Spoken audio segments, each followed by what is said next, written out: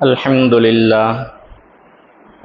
لله وحده والصلاة والسلام على من لا نبي بعده وعلى آله وأصحابه الذين أوفوا عهده أما بعد فأعوذ بالله من الشيطان الرجيم بسم الله الرحمن الرحيم شهر رمضان الذي أنزل فيه القرآن هدى للناس وبينات من الهدى والفرقان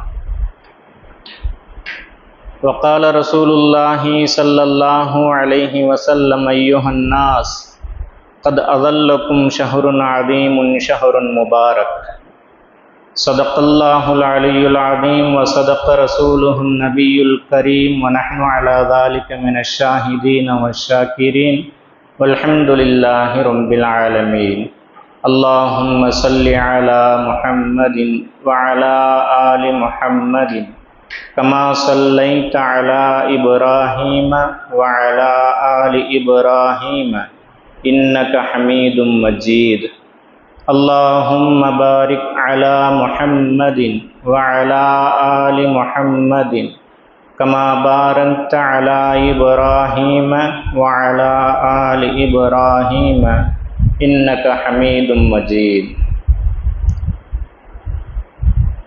ஏக வல்லவனாகிய அல்லாஹ்வின் நல்லடியார்களே, அன்னலம் பெருமானார் ரசூலுல்லாஹ் ஸல்லல்லாஹு அலைஹி வஸல்லம் அன்னவர்களின் கண்ணியத்திற்குரிய உம்மத்தார்களே, அல்லாஹு தஆலா தன்னுடைய திருமறையில் ரமதானை பற்றி விவரிக்கும் பொழுது ஃபமன் ஷஹித மின்கும் ஃபல்யஸும், இந்த ரமதானுடைய மாதத்தை யார் அடைகின்றாரோ அவர் நோன்பு நோற்று கொள்ளட்டும் என்பதாக கூறினார்கள்.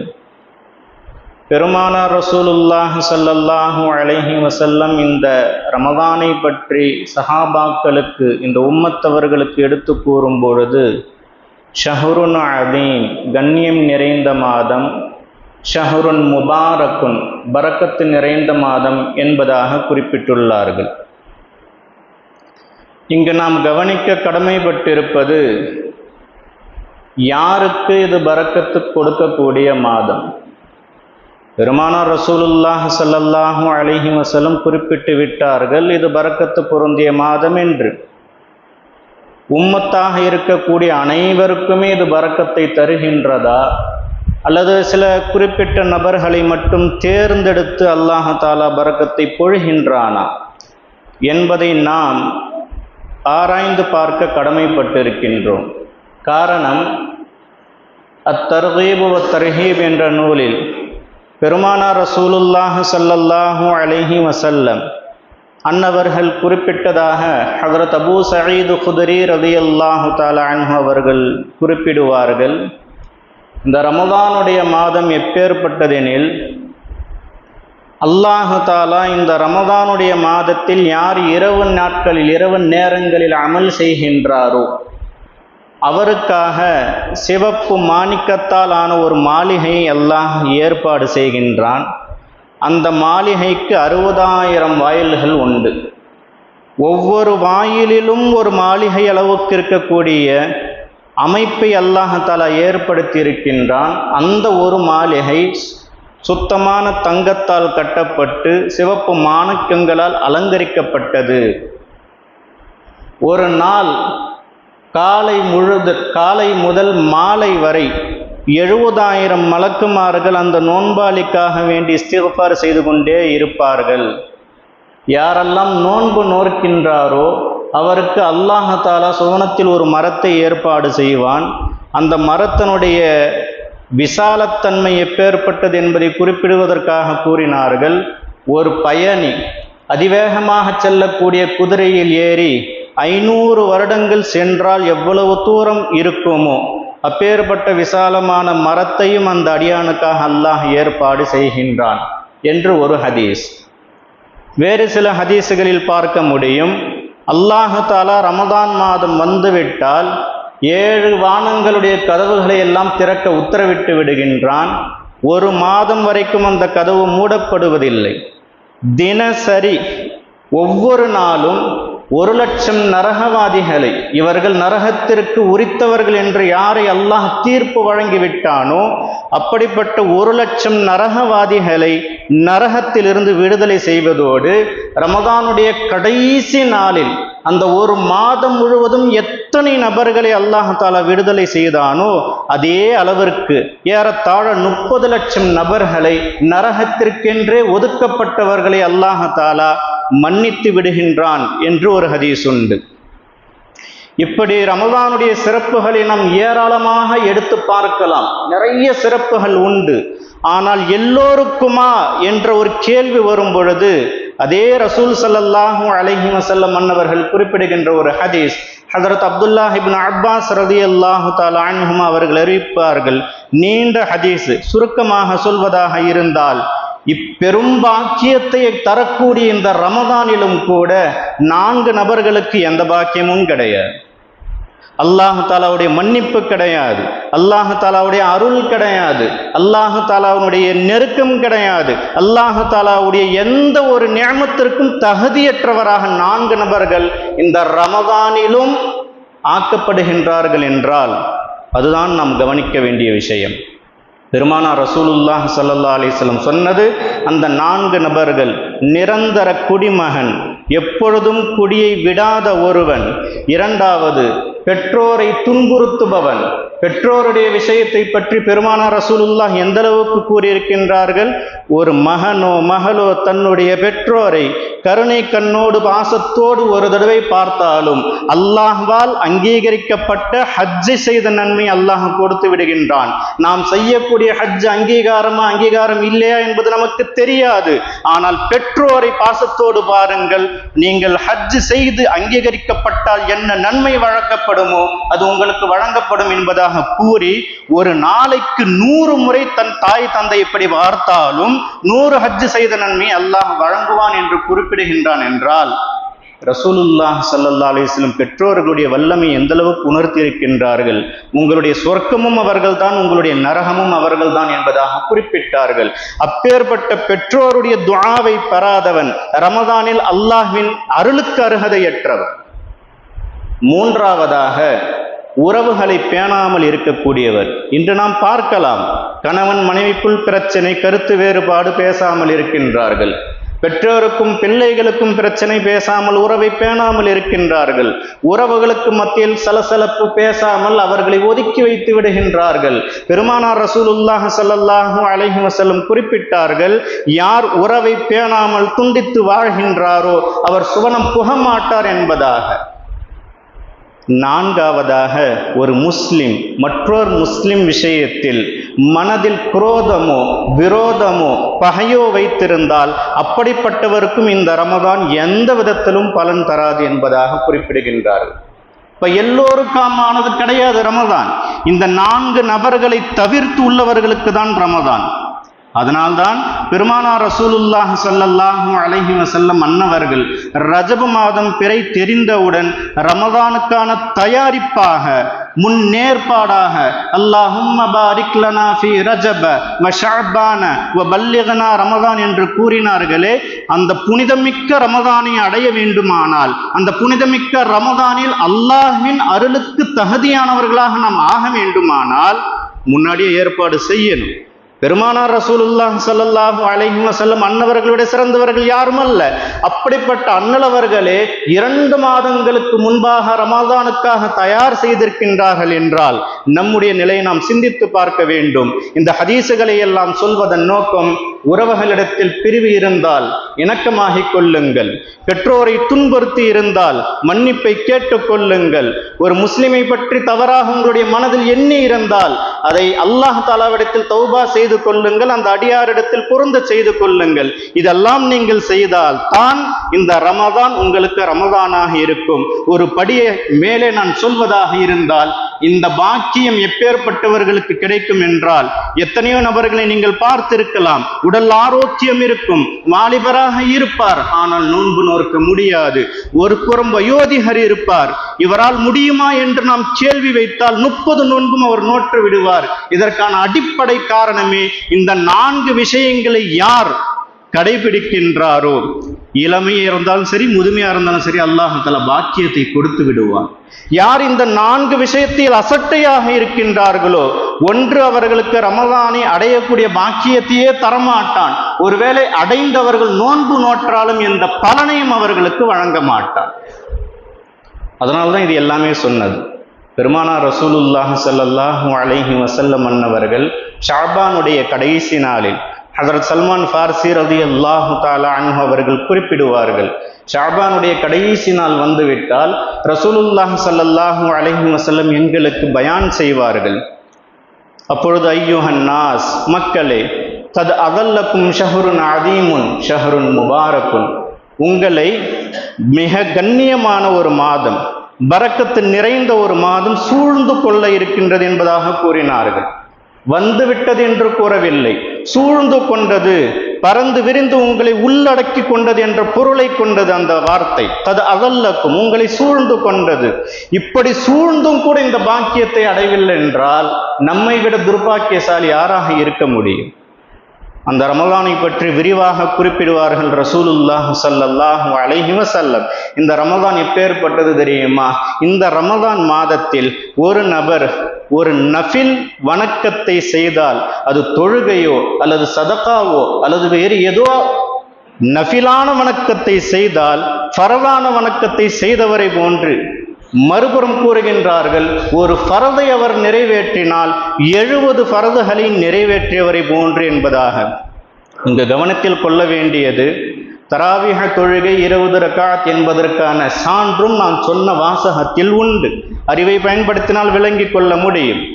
கியாம நாளையில் நாளை முதனாக கேட்கப்படக்கூடிய கேள்வி தொழுகையை பற்றி.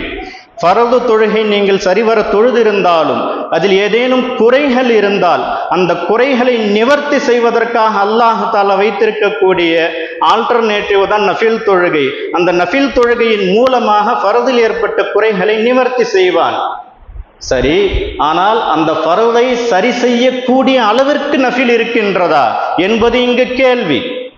ஹதீசுகளின் அடிப்படையிலும் முஃபஸ்ஸிரீன்கள் முஹத்திஸீன்கள் சொன்ன கருத்தின் அடிப்படையிலும் நாம் பார்த்தால், ஒருவர் ஒரு ஃபரதை தொழாமல் விட்டுவிட்டால் அதற்கு பதிலாக 1000 ரக்காத்துகளை தொழுதாலும் அந்த ஒரு ஃபரதுக்கு நிகராக ஆகவே முடியாது.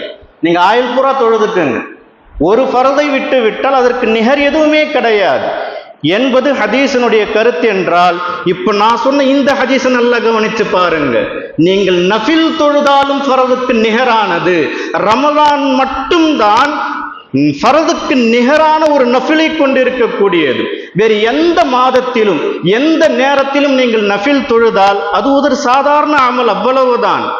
ஆனால் ஃபரதுக்கு நிகராக வேண்டும் என்றால் அது ரமலானில் மட்டும்தான். ஒரு நாளைக்கு நம்ம தொழக்கூடிய ஃபரதுகள் எத்தனை? 20 ரக்காத்து. எப்படிங்க 20 ரக்காத்துன்னு கேட்பீங்க? ஃபஜருக்கு 2, லுஹர் 4, அசர் 4, மக்ரிபு 3, இஷா 4. எப்படி பார்த்தாலும் 17 தான் வருது, 20 எப்படி? வித்தரும் சேர்த்து தான் அப்படின்னு சொன்னா அடுத்த ஒரு கேள்வி, வித்தர் என்பது வாஜிபு தானே, எப்படி நீங்க ஃபரதுன்னு சொல்றீங்க? 2 கோணங்களை நமக்கு இமாம்கள் காட்டுகின்றார்கள்.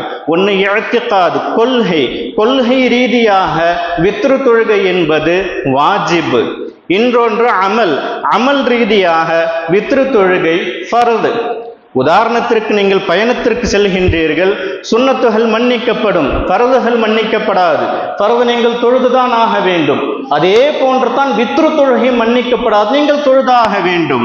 ஒரு நாளைக்கு இஷா தொழுகை நீங்க விட்டுட்டீங்க, இஷாவை மட்டும் கலா செய் என்று மார்க்கம் சொல்லவில்லை, இஷாவோடு வித்தரையும் கலா செய் என்று சொல்கின்றது. இப்போ ஃபர்துக்கு தான் அந்த ஸ்தானம் கலான்றது. அப்ப இஷா தொழுகையோடு வித்ரு தொழுகையும் அமல் ரீதியாக ஃபர்து. இப்ப எண்ணிக்கை 20 ஆயிடுச்சு. தராவீஹ் தொழுகை நாம் எத்தனை தொழுகிறோம்? 20 ரக்காத்துகள். ஃபரதான தொழுகை நாம் தொழுகின்றோமே 20 ரக்காத்துகள். அந்த 20 ரக்காத்துகளில் ஏற்படும் குறையை நிவர்த்தி செய்ய வேண்டும் என்றால் இரவில் தராவீஹ் 20 ரக்காத் தொழுவுங்கள்.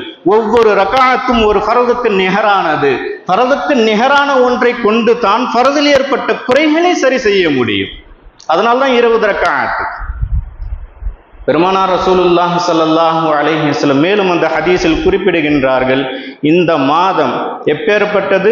யுஸாது ஃபீஹி ரிஸ்குல் முஃமின், முஃமினுடைய ரிஸ்க் இருக்கே அதிகரிக்கப்படக்கூடிய ஒரு மாதம்.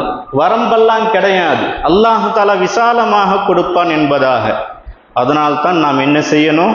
தராவிஹ தொழுகை விடாமல் தொழ வேண்டும் என்பது. ரமலானை நீங்கள் தவறவிட்டு விட்டால் மீதமுள்ள எத்தனை நாட்கள் நீங்கள் இரவெல்லாம் வணங்கினாலும், பல ஆயிரம் ரக்காத்துகளை நஃபிலாக நீங்கள் தொழுதாலும் ரமலானில் தொழுத ஒரு நஃபிலுக்கு நிகராகாது. ஏனென்றால் ரமலானுடைய ஒரு நஃபில் ஃபர்துக்கு நிகரானது. கவனத்தில் கொள்ள வேண்டும். அதனால்தான் நம்ம என்ன செய்யணும்? தராவீஹ் தொழுகையில் முழு கவனம் செலுத்தணும். இதே ஹதீஸ் தொடரில் பெருமானார் ரசூலுல்லாஹி ஸல்லல்லாஹு அலைஹி வஸல்லம் சொல்லும் பொழுது, இந்த ரமலானில் பகலில் நோன்பு நோற்பதை அல்லாஹு தஆலா ஃபரதாகவும் இரவில் நின்று வணங்குவதை தராவீஹ் தொழுகையில் நஃபிலாகவும் ஆக்கி வைத்துள்ளான் என்பதாக. அப்போ நம்ம அதை கடைபிடிப்பது எந்த அளவுக்கு முக்கியத்துவம் வாய்ந்தது என்பதை ரசூலுல்லாஹி ஸல்லல்லாஹு அலைஹி வஸல்லம் நமக்கு படம் பிடித்து காட்டிவிட்டார்கள். மறுபுறம் ஹதீஸுகளில் நாம் பார்க்கின்றோம், ஹஜ்ரத் அலி இப்னு அபி தாலிப் ரலியல்லாஹு தஆலா அன்ஹு இந்த தராவீஹ் தொழுகையினுடைய முறையை நமக்கு விளக்குகின்றார்கள். மொத்தம் 20 ரக்காத்துகள் 2 ரக்காத்துகளாக தொழ வேண்டும். 4 ரக்காத்துகள் முடிந்துவிட்டால் அடுத்த 4 ரக்காத்தை தொடங்குவதற்கு முன்பாக முந்தி 4 ரக்காத் தொழுதீர்களே அதே அளவிற்கு இடைவெளியை தர வேண்டும். இப்படியே 20 ரக்காத்து முடிந்து 20வது ரக்காத்து மற்றும் வித்ருக்கு இடையிலும் 4 ரக்காத் தொழுகின்ற அளவுக்கு இடைவெளி தர வேண்டும். கடைசியில் 3 ரக்காத்து வித்ரு தொழ வேண்டும் என்பதாக ஹஜ்ரத் அலி இப்னு அபி தாலிப் ரலியல்லாஹு தஆலா அன்ஹு அவர்கள் குறிப்பிடுகின்றார்கள். இந்த இடைவெளியில என்ன செய்யறது? 4 ரக்காத் அளவுக்கு இடைவெளி எடுத்து நாம் என்ன செய்ய போறோம்? சும்மா இருந்தா கண்டிப்பா புறம் பேசுவோம், வெட்டி கதைகள் பேசுவோமே தவிர பலன் தரக்கூடிய விஷயங்கள் நாம் செய்வோம் என்றால் செய்வது இல்லை. அதனால்தான் நம்முடைய இமாம்கள் அழகாக தஸ்பீஹ் என்பதை ஏற்படுத்தி கொடுத்தார்கள். 2வது கலிமா, 3வது கலிமா, இஸ்திக்ஃபார், தஸ்பீஹ் என்ற விஷயங்களை எல்லாம் ஏற்படுத்தி கொடுத்தார்கள். 2வது கலிமாவுடைய சிறப்பு என்ன? சுனன் இப்னு மாஜாவை எடுத்து பாருங்கள். பெருமானார் ரசூலுல்லாஹி ஸல்லல்லாஹு அலைஹி வஸல்லம் குறிப்பிடுவார்கள், யார் ஒருவர் நல்ல முறையில் வுது செய்துவிட்டு அஷ்ஹது அல்லா இலாஹ இல்லல்லாஹு வஹ்தஹு லா ஷரீக லஹ் வ அஷ்ஹது அன்ன முஹம்மதன் அப்துஹு வ ரசூலுஹு என்ற 2வது கலிமாவை 3 முறை ஓதுகின்றாரோ அல்லாஹ் தஆலா அவருக்காக சுவனத்தினுடைய 8 வாசல்களையும் திறந்து விடுகின்றான். அவர் விரும்பிய வாசலில் அவர் சென்று கொள்ளலாம் என்பதாக குறிப்பிடுகின்றார்கள்.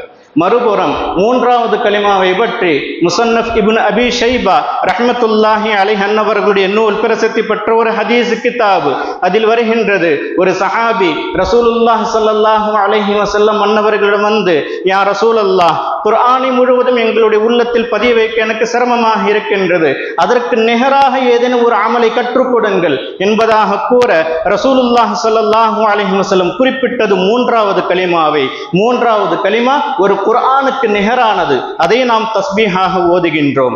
மறுபுறம் சுப்ஹானல்லாஹில் அதீமி சுப்ஹானல்லாஹி வ பிஹம்திஹி அஸ்தக்ஃபிருல்லாஹ் வ அதூபு இலைஹி என்ற ஒரு தஸ்பீஹை ஓதுகின்றோம். 2 ஹதீஸினுடைய கூட்டு அமல் அது. ஒரு ஹதீஸில் ரசூலுல்லாஹி ஸல்லல்லாஹு அலைஹி வஸல்லம் அன்னவர்களை பார்த்து ஒரு சஹாபி கேட்கின்றார், யா ரசூலல்லாஹ், சுப்ஹானல்லாஹி வ பிஹம்திஹி அஸ்தக்ஃபிருல்லாஹ் வ அதூபு இலைஹி இதை அதிகமாக நீங்கள் ஓதுகின்றீர்களே, என்ன காரணம் என்பதாக. அப்போது ரசூல் ஸல்லல்லாஹு அலைஹி வஸல்லம் குறிப்பிட்டார்கள், என்னுடைய ரப்பு எனக்கு காண்பித்தான், என்னுடைய ரப்பு எனக்கு அறிவித்தான், என்னுடைய உம்மத்தினுடைய அடையாளமே இந்த தஸ்பீஹில் இருக்கின்றது என்பதாக. மறுபுறம் சுப்ஹானல்லாஹில் அதீம் வ பிஹம்திஹி சுப்ஹானல்லாஹில் அதீம் என்ற புகாரியினுடைய ஒரு ஹதீஸ். இது சொல்வதற்கு மிக லேசானது, ஆனால் உங்களுடைய நன்மை தட்டை கணக்க வைக்கக்கூடியது, அல்லாஹ்வுடைய பொருத்தத்திற்குரியது என்பதாக குறிப்பிட்டார்கள். இந்த 2 ஹதீஸுகளையும் ஒன்று திரட்டி ஒரு தஸ்பீஹாக கொடுத்திருக்கின்றார்கள். மறுபுறம் இஸ்திக்ஃபாரை பற்றி திருமிதியில் வரும், பெருமானார் ரசூலுல்லாஹி ஸல்லல்லாஹு அலைஹி வஸல்லம் குறிப்பிடுவார்கள், யார் அஸ்தக்ஃபிருல்லாஹல் அதீம் அல்லதி லா இலாஹ இல்லா ஹுவல் ஹய்யுல் கய்யூம் வ அதூபு இலைஹி என்ற இந்த இஸ்திக்ஃபாரை ஓதுகின்றாரோ, இஸ்லாத்திற்கு எதிரான நடவடிக்கைகளுக்கு எதிர்த்து நின்று போர்க்கூடிய அந்த சமயத்தில், போர் வீரனாக இருக்கும் அந்த சமயத்தில் புறம் முதுகு காட்டிவிட்டால் அல்லாஹ் தஆலாவுடைய பெரும் கோபத்திற்கு ஆளாகக்கூடிய பெரும் பாவம் அது. அந்த பாவம் செய்திருந்தாலும் நான் மன்னிப்பேன் என்பதாக குறிப்பிடுகின்றானே, அதைதானே நாம் தஸ்பீஹில் ஓதுகின்றோம். இன்னும் ஒரு புறம் ஸலவாத், இன்னும் ஒரு புறம் தஸ்பீஹாத். நாம் ஏற்படுத்தி இருக்கக்கூடிய இந்த தஸ்பீஹாத்துகள் அனைத்துமே நேரடியாக தராவீஹ் தொழுகையில் இடையில் இது ஓதுங்கள் என்று ஹதீஸில் வரவில்லை, உண்மை. ஆனால் ஓதலாம் என்பதற்கான சான்றுகள் எல்லாமே ஹதீஸுகளில் உண்டு. இப்படி சொல்லும் பொழுது ஒரு கேள்வி கேட்கக்கூடிய குதர்க்கவாதிகளும் உண்டு. ரசூலுல்லாஹி ஸல்லல்லாஹு அலைஹி வஸல்லம் நேரடியாக தராவீஹ் தொழுகைக்கு பிறகு இதை ஓத வேண்டும் என்று சொல்லவில்லை, நீங்கள் செய்கின்றீர்கள், எனில் இது பித்அத் தானே, எப்படி இது சரியாகும் என்பதாக கேள்வியை முன்வைப்பார்கள். அதற்கான பதிலாய் உங்களுக்கு நான் தருவது, இமாம் நவவி ரஹ்மத்துல்லாஹி அலைஹி ஒரு பெரும் முஹத்திஸ், ஷரஹ் முஸ்லிம் ஷரீஃபுக்கு விளக்க உரை எழுதிய வல்லுனர். அவர்கள் 2 நூலில் குறிப்பிடுகின்றார்கள். ஒன்று ஷரஹுல் முஹத்தப், இன்னொன்று அல் மஜ்மூ. இமாம் ஷாஃபிஈ ரஹ்மத்துல்லாஹி அலைஹி குறிப்பிடுவார்கள், மக்கத்துல் முக்கர்ரமாவில் நான் பார்த்தேன் 20 ரக்அத் தராவீஹ் தொழுகை தொழுவார்கள். ஷாஃபிஈ இமாம் தபஉ தாபிஈ, சஹாபாக்கள் தாபியன்கள் அடுத்து வரக்கூடிய தபஅ தாபிஈ குறிப்பிடுகின்றார்கள், 20 ரக்அத் தொழுவார்கள். ஒவ்வொரு 4 ரக்அத்தினுடைய இடைவெளி 4 ரக்அத் அளவிற்கு வழங்க வேண்டும் என்று அலி ரலியல்லாஹு அன்ஹு கூறினார்களே, அதை எப்படி அவர்கள் பயன்படுத்தினார்கள் தெரியுமா? அந்த இடைவெளியில் ஒரு தவாஃபை முடித்து 2 ரக்அத்துகள் தொழுது கொள்வார்கள். இது எந்த ஹதீஸில் நேரடியாக வந்திருக்கின்றது? ரசூலுல்லாஹி ஸல்லல்லாஹு அலைஹி வஸல்லம் குறிப்பிட்டார்களா இந்த 4 இடைவெளியில் நீங்கள் தவாஃப் செய்யுங்கள், தொழுவுங்கள் என்று? ஆனால் செய்தார்களே தாபியீன்கள். எனில் ஹதீஸில் உள்ள அமலை எடுத்து செய்வதற்கு எங்களுக்கு என்ன தடை? மற்றொரு புறம் மதீனத்துல் முனவ்வராவில் இமாம் மாலிக் ரஹ்மத்துல்லாஹி அலைஹி அவர்களுடைய வழிமுறை காட்டுகின்றார்கள். மொத்தம் 39 ரக்அத்துகள் தராவீஹ் தொழுகை வித்ருடன் சேர்த்து, 20 ரக்அத்துகள் வித்ரு தொழுகை. ஒவ்வொரு இடைவெளியிலும் அந்த 4 ரக்அத் தொழுகின்ற அளவுக்கு இடைவெளி வழங்க வேண்டும் என்று கூறினேன். அதை அவர்கள் எப்படி கணித்தார்கள் தெரியுமா? இங்கு பைத்துல்லாஹ் இல்லை, எங்களால் தவாஃப் செய்ய முடியாது, தவாஃப் என்பது பைத்துல்லாஹில் மட்டுமே சாத்தியமானது, எனில் அதற்கு நிகராக நான் ஏதேனும் செய்ய வேண்டுமே என்று 4 ரக்அத்துகள் தொழுத காரணங்கள் உண்டு. அப்ப 16 ரக்அத் எக்ஸ்ட்ரா ஆயிடுச்சு, வித்ரோடு சேர்த்தா 39 ரக்அத்துகள். இதை யார் சொல்லிக் கொடுத்தார்கள்? ரசூலுல்லாஹ் ஸல்லல்லாஹு அலைஹி வஸல்லம் இப்படி செய்ய வேண்டும் என்று சொல்லவில்லை, சஹாபாக்கள் இப்படி செய்ய வேண்டும் என்று சொல்லவில்லை. ஆனால் நஃபில் தொழுகைக்கு ஹதீஸுகளில் நேரடி ஆதாரங்கள் உண்டு, தஸ்பீஹுக்கு நேரடி ஆதாரங்கள் உண்டு. அதை எடுத்து நல்ல வழிமுறையாய் காட்டுபவர்களுக்கு நன்மை எந்த அளவுக்கு வந்து சேரும் என்பதை சஹீஹ் முஸ்லிமில் எடுத்து பாருங்க. அப்ப தஸ்பீஹ் ஓதுறத யாரெல்லாம் வேண்டாம் வெறுப்பா நினைக்கிறீங்களோ, தஸ்பீஹை நீங்கள் வெறுக்கவில்லை, அதை ஓதக்கூடிய எங்களை வெறுக்கவில்லை, அதை அறிவித்த ரசூலை வெறுக்கின்றீர்கள், அதை அறிவித்த சஹாபியை வெறுக்கின்றீர்கள், அதை காட்டி தந்த இமாம்களை நீங்கள் வெறுக்கின்றீர்கள். ஏற்கனவே நான் சொன்னேன், இந்த மார்க்கம் 4 வழிமுறையில் உள்ளது. குலஃபாஉர் ராஷிதீன்கள் சொன்னதை ஏற்றாக வேண்டும், சஹாபா பெருமக்கள் சொன்னதை ஏற்றாக வேண்டும், முஜ்தஹிதீன்கள் சொன்னதை ஏற்றாக வேண்டும். அல் உலமா வரசத்துல் அம்பியா என்று ரசூலுல்லாஹி ஸல்லல்லாஹு அலைஹி வஸல்லம் குறிப்பிட்டார்களே, அவர்கள் காட்டி தந்ததை ஏற்றாக வேண்டும். நீங்கள் மறுப்பதை யாரை என்று புரிந்து கொள்ளுங்கள், நீங்கள் எதிர்ப்பதை யாரை என்பது விளங்கிக் கொள்ளுங்கள். ரசூலுல்லாஹி ஸல்லல்லாஹு அலைஹி வஸல்லம் தனித்தனியாக சொன்ன அமலை நாமெல்லாம் ஒழுங்குபடுத்தி ஒரு தர்த்தீபாக கொடுத்தால் பித்அத் என்று கூறுகிறோம். எவ்வளவு பெரிய மூர்க்கத்தனம் இதெல்லாம்! ரசூலுல்லாஹ் ஸல்லல்லாஹு அலைஹி வஸல்லம் காட்டாததற்கு பல வழிமுறைகள், பல காரணங்கள் உண்டு. ரமலானுடைய தராவீஹ் தொழுகையே ரசூலுல்லாஹ் ஸல்லல்லாஹு அலைஹி வஸல்லம் 3 நாட்கள் தான் தொழுதார்கள். பிற 23, பிற 25, பிற 27, பிற 28 அன்று ரசூலுல்லாஹ் ஸல்லல்லாஹு அலைஹி வஸல்லம் சஹாபாக்களை பார்க்கின்றார்கள், மஸ்ஜித் வழும்பி நிறைகின்றது, வரவே இல்லை. சஹாபாக்களுக்கு ஆர்வம், ரசூல் வரணும், தொழ வைக்கணும்ட்டு கணச்சி பார்க்கறாங்க, சின்ன சின்ன பொடிக்கல்லை எடுத்து போட்டு பார்க்கறாங்க, நபி தூங்கி இருந்தா கொஞ்சம் கவனம் வந்துட மாட்டாங்களான்னு. எல்லாவற்றையும் கவனித்து கொண்டிருந்த நபி கடைசி நேரத்தில் குறிப்பிட்டார்கள், நீங்கள் கனைத்ததும் தெரியும், என்னை உசுப்பேத்துவதற்காக, என்னை எழுப்புவதற்காக சிறு பொடிக்கற்களை போட்டதும் எனக்கு தெரியும், ஆனால் நான் ஏன் வரவில்லை தெரியுமா? ஒருவேளை இந்த ஜமாஅத்தாக நான் தொழுதிருந்தால் ஃபர்தாகி விடுமோ என்று நான் அஞ்சுகின்றேன். நஃபிலா இருக்கிற வரைக்கும் தொழுவுனா அதனுடைய கேட்டகரி வேற, ஃபரதை விட்டு அதனுடைய கேட்டகரி வேற. இப்படி சொல்லும்போது சில கேள்விகள் இப்படியும் வருவதுண்டு. ரசூலுல்லாஹி ஸல்லல்லாஹு அலைஹி வஸல்லம் லுஹருடைய சுன்னத்து 4 ரக்அத் தொழுதுட்டு தான் இருந்தாங்க வழமையா, ஃபஜ்ருடைய சுன்னத்து வழமையா தொழுதுட்டு தான் இருந்தாங்க. ஃபரதாயிடுச்சா, தராவீஹ் மட்டும் ஃபரதாயிடுமா அப்படின்ற ஒரு கேள்வியை முன்வைப்பது உண்டு. நன்கு கவனிக்க வேண்டும். அமல் 2 விதம், இன்ஃபிராதி, இஜ்திமாஇ. தனிப்பட்ட அமல் இருக்கு, கூட்டு அமல் இருக்கு. தனிப்பட்ட அமலில் ரசூலுல்லாஹி ஸல்லல்லாஹு அலைஹி வஸல்லம் செய்ததெல்லாம் சுன்னத்து. எதையெல்லாம் கூட்டாக செய்தார்களோ, ஐவேளை தொழுகை ஃபரதாகத்தான் இருக்கின்றது, அது போன்று தராவீஹும் ஃபரத் ஆகிவிடுமோ என்ற காரணத்தினால் தான் நான் வரவில்லை என்பதாக குறிப்பிட்டார்கள். ஆனால் நபியினுடைய மறைவுக்கு பிறகு இனி யார் தொழ வைத்தாலும் ஃபரத் ஆக முடியாது என்ற கட்டம் வரும் பொழுது ஹஜ்ரத் உமர் பின் கத்தாப் ரலியல்லாஹு தஆலா அன்ஹு அதை நியமமாக்குகின்றார்கள். 3 நாள் அல்ல, 30 நாளும் தொழுவுங்கள் என்று. ஸல்லல்லாஹு அலைஹி வஸல்லம் நேரடியாக சொன்னாதான் அமல் செய்வன் இருந்தா யாராலும் எதையும் செய்ய முடியாது. இன்று நாம் குழுமி இருக்கக்கூடிய இந்த பள்ளி ரசூலுல்லாஹி ஸல்லல்லாஹு அலைஹி வஸல்லம் சொன்னதற்கு மாற்றமானது.